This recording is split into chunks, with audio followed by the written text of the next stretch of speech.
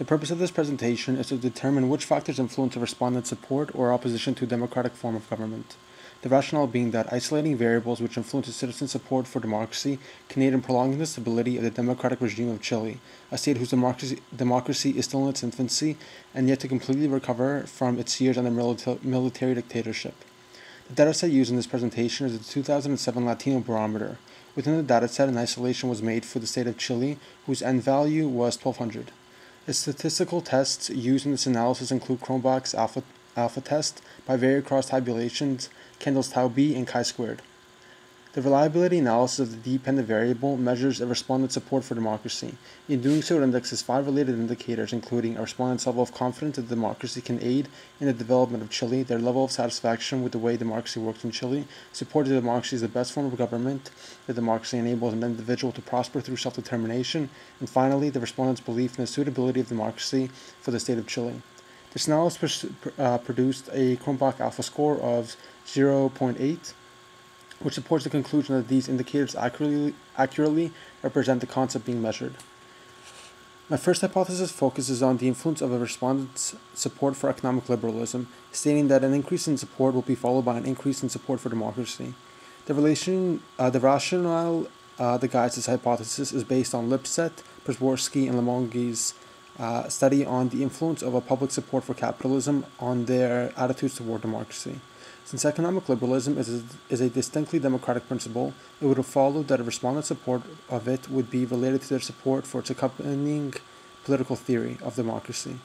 The second hypothesis states that a respondent's attitude toward democratic governance will be associated with their perception of external democratic nations and the relation that their country has with that state. The better their perception of that democratic state, the greater their support for democracy will be. This hypothesis stems from the report by the World Savvy Monitor, whereby they report the influencing ability of major foreign states. The assertion being that the more favorably that a citizen views a foreign state, the more support they have for the major identifiers of that state.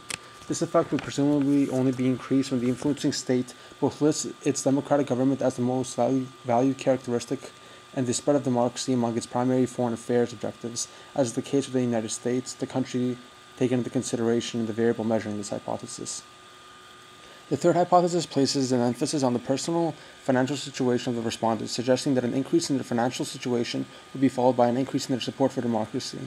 This hypothesis focuses on the differences in values held by a poor citizenry compared to one that is more financially secured.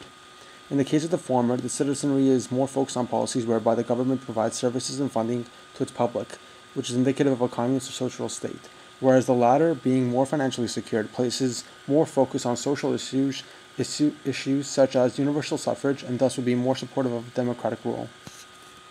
The cross-tabulation of the dependent variable and our independent variable shows no substantive association between the respondent's support for democracy and their support of economic liberalism.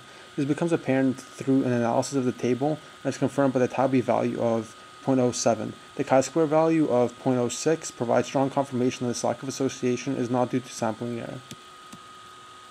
The cross-tabulation of the dependent variable and our second independent variable shows no substantive association between the respondent's support for democracy and their perception of the United States. The existence of an association between respondents with moderate support for democracy and those who viewed relations with the United States as being very bad is dismissed due to the low tau b score of 0.02. The chi-square score value of 0.03 provides strong confirmation that this lack of association is not due to sampling error. The cross-tabulation of the dependent variable and third independent variable demonstrates a high degree of support for democracy among respondents whose financial situation allowed for them to be both self-sufficient and have enough funds left over to save.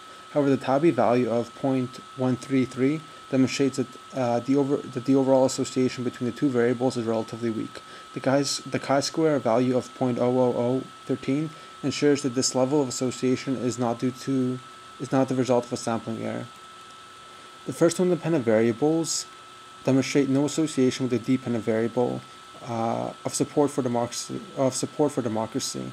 as concluded by the low tau b scores. The third independent variable demonstrates only a weak association with the dependent variable, as demonstrated by the tau b score. This would suggest that further research on factors that influence support for democracy should be curtailed by the citizenry.